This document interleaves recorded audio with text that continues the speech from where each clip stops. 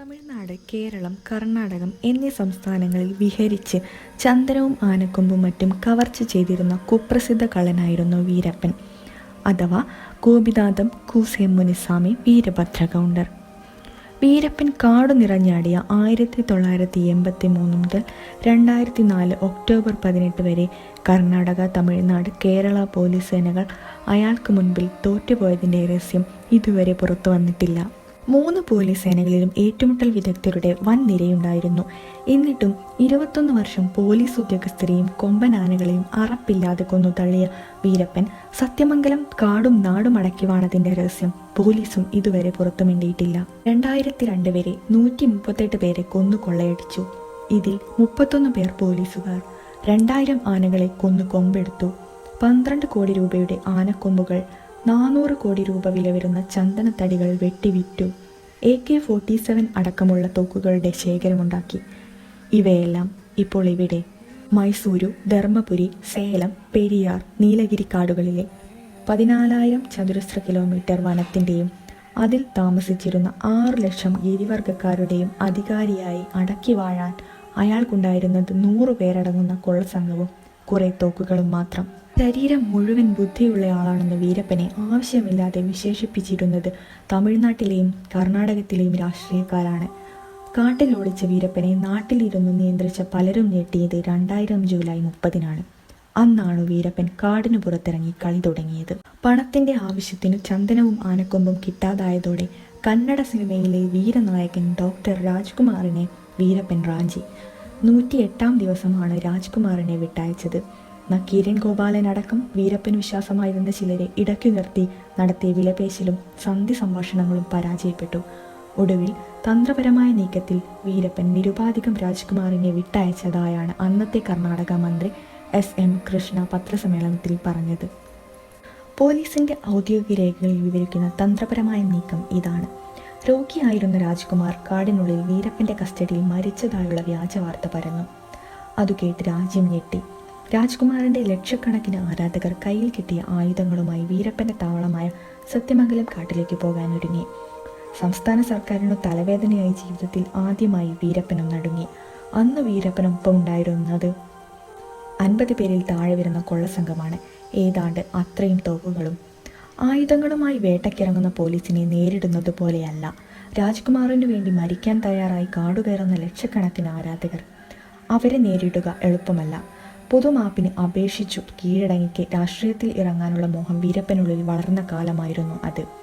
കസ്റ്റഡിയിൽ രാജ്കുമാർ മരിക്കാൻ ഇടവന്നാൽ പൊതുമാപ്പും രാഷ്ട്രീയ പ്രവേശവും അവതാളത്തിലാകുമെന്ന് വീരപ്പനും മനസ്സിലായി. സർക്കാരിൻ്റെ മധ്യസ്ഥർക്കൊപ്പം ഒരു ഡോക്ടറെ കൂടി കാട്ടിലെ താവളത്തിലേക്ക് സ്വീകരിക്കാൻ വീരപ്പൻ തയ്യാറായി. രാജ്കുമാറിൻ്റെ ആരോഗ്യനില പരിശോധിപ്പിക്കുക ആയിരുന്നു ലക്ഷ്യം. ഈ അവസരം സർക്കാർ ശരിക്കും മുതലാക്കി. പരിശോധനാരംഗം ഭംഗിയായി അഭിനയിച്ചു ഫലിപ്പിക്കാൻ ശേഷിയുള്ള ഒരു ലേഡി ഡോക്ടറെയാണ് വീരപ്പൻ്റെ താവളത്തിലേക്ക് അയച്ചത്. സ്ത്രീകളോട് ഏറെ ബഹുമാനത്തോടെ പെരുമാറുന്ന വീരപ്പൻ്റെ താവളത്തിൽ വനിതാ ഡോക്ടർ കൂടുതൽ സുരക്ഷിതരായിരിക്കുമെന്ന നിഗമനത്തിലായിരുന്നു അധികാരികൾ. കേട്ടുപരിചയം മാത്രമുള്ള വീരപ്പനെ നേരിൽ കണ്ടതിൻ്റെ നടുക്കം പുറത്തു കാണിക്കാതെ ഒരു ഡോക്ടർ പുലർത്തേണ്ട കാര്യഗൗരവം അവർ മുഖത്തു വരുത്തി. വീരപ്പൻ്റെ നേരെ നോക്കി ചോദിച്ചു, "എവിടെ മിസ്റ്റർ രാജ്കുമാർ?"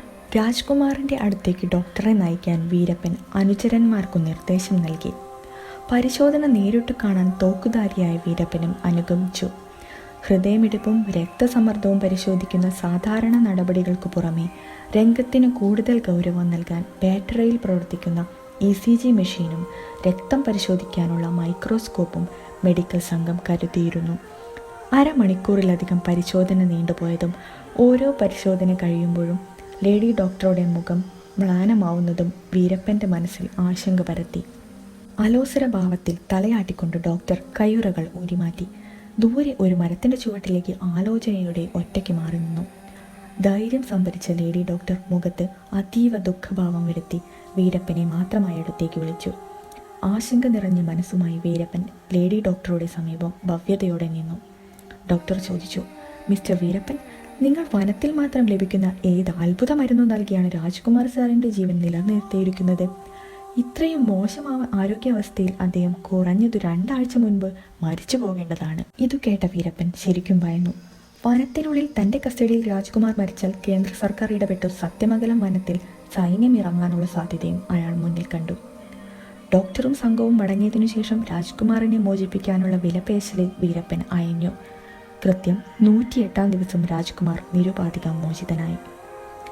വീരപ്പനെ പിടിക്കാൻ നേതൃത്വം നൽകിയ തമിഴ്നാട് കേഡറിലെ മലയാള IPS ഉദ്യോഗസ്ഥൻ K. വിജയകുമാർ 13 വർഷങ്ങൾക്കു ശേഷം അതേക്കുറിച്ച് എഴുതിയ പുസ്തകത്തിലും വീരപ്പൻ വേട്ടയുടെ ഔദ്യോഗിക രഹസ്യങ്ങൾ വെളിപ്പെടുത്തിയിട്ടില്ല. സത്യമംഗലം വനമേഖലയ്ക്ക് ഇടുക്കി, കോട്ടയം, എറണാകുളം ജില്ലകളുടെ വിസ്തൃതിയുണ്ട്.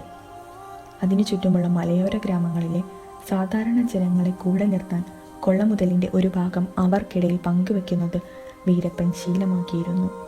രാജ്കുമാറിനെ മോചിപ്പിക്കാൻ കർണാടക സർക്കാർ രഹസ്യമായി 20 കോടി രൂപ വീരപ്പന് കൈമാറിയതായി ആരോപണമുണ്ടായിരുന്നു. എന്തായാലും രാജ്കുമാർ മോചിതനായതിനു ശേഷം സത്യമംഗലം വനമേഖലയ്ക്ക് ചുറ്റുമുള്ള ഗ്രാമീണരുടെ പക്കൽ 500 രൂപ നോട്ടുകൾ വളരെയധികം കാണാൻ കഴിഞ്ഞതായി രഹസ്യാന്വേഷണ റിപ്പോർട്ടുണ്ട്. ഇന്ത്യയിൽ അന്നത്തെ ഏറ്റവും മൂല്യമുള്ള നോട്ട് 500 രൂപയുടേതായിരുന്നു.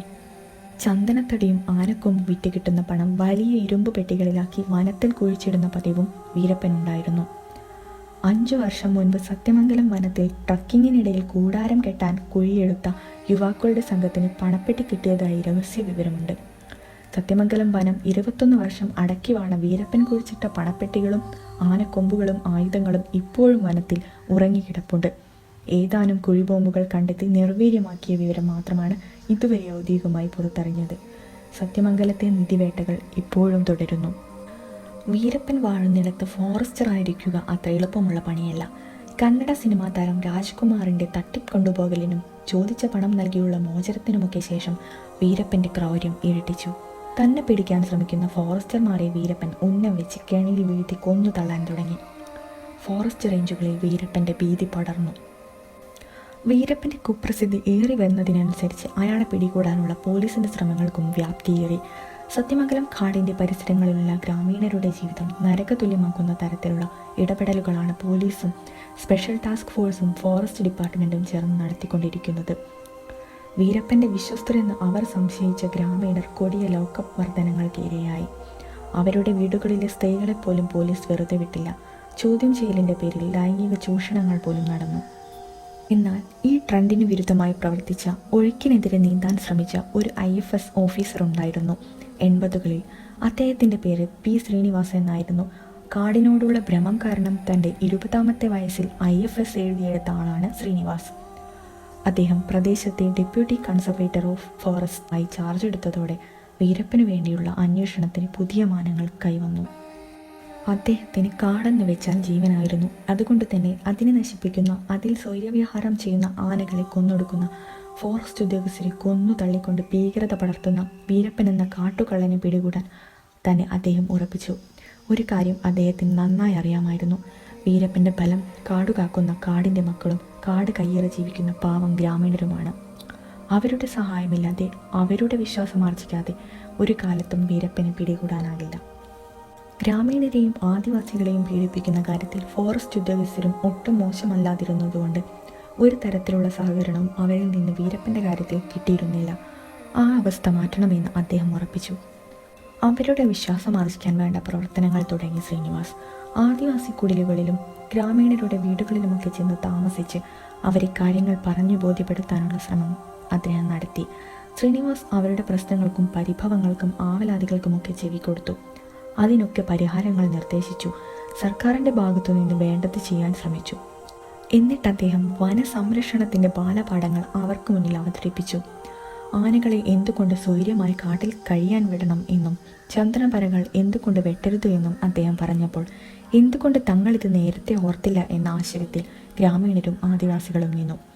അദ്ദേഹം വീരപ്പൻ്റെ ജന്മനാടായ ഗോപിനാഥത്തിൽ ഒരു വീട് വാടകയ്ക്കെടുത്ത് താമസം അങ്ങോട്ടേക്ക് മാറ്റി.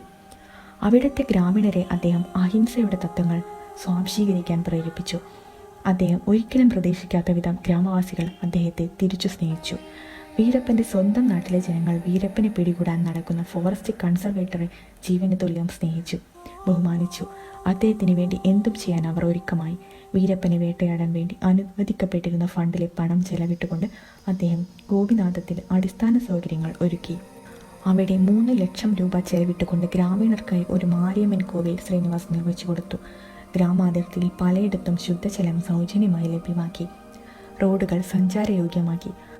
അദ്ദേഹം വിഭാവനം ചെയ്ത് സഞ്ചരിക്കുന്ന ഡിസ്പെൻസറി ഗ്രാമത്തിൽ അങ്ങോളം ഇങ്ങോളം വൈദ്യസേവനങ്ങൾ നൽകി.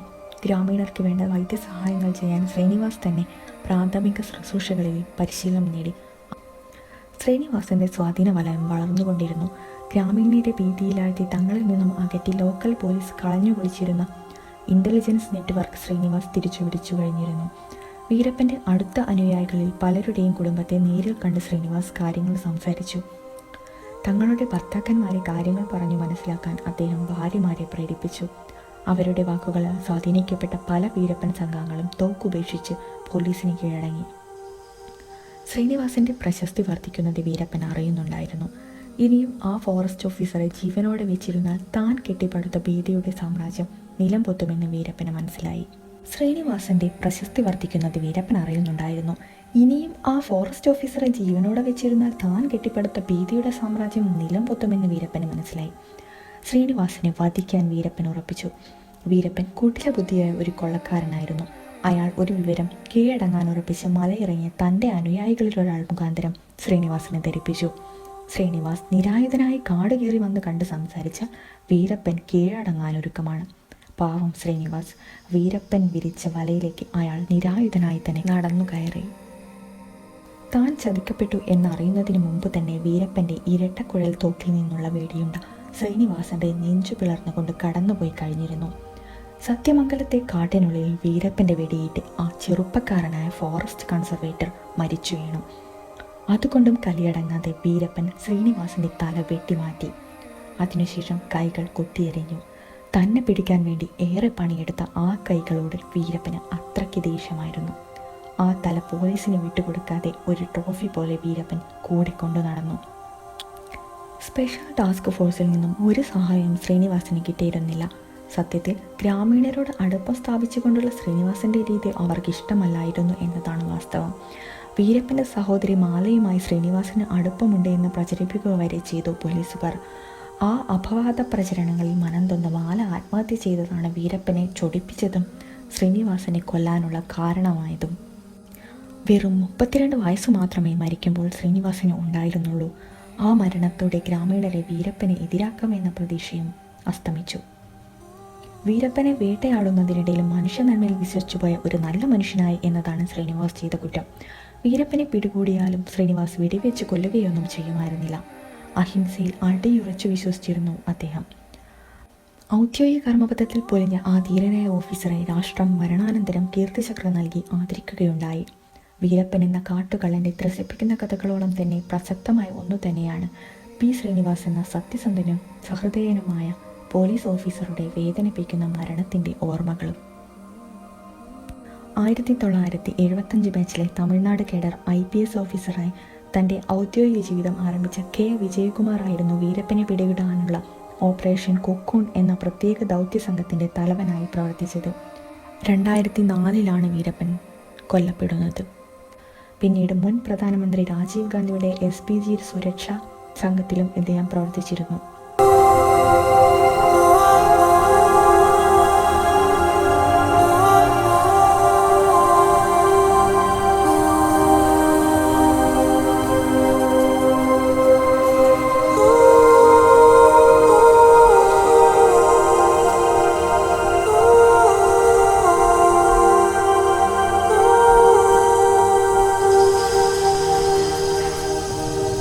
Oh